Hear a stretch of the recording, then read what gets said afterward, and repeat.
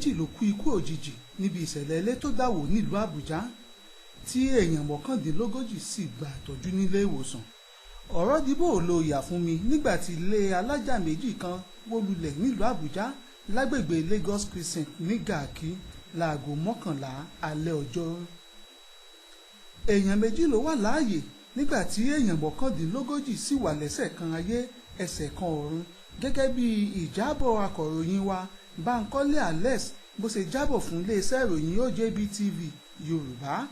lójú ẹsẹ̀ tí mínísítà fún olúùlú ilẹ̀ wa Àbújá Nyesom Wike débẹ̀ bá wọn kẹ́dùn ló ti pàṣẹ pé kí wọ́n fọwọ́ òfin mú bàbá onílé kí wọ́n sì bi ilé náà lulẹ̀ pátápátá.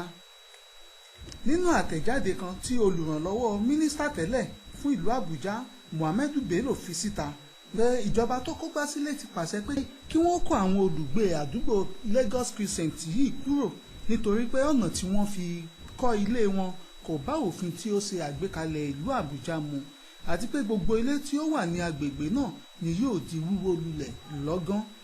ṣùgbọ́n òun ò mọ tó fa sábàbí tí wọn ò fi ṣàmúlò òfin ọ̀hún.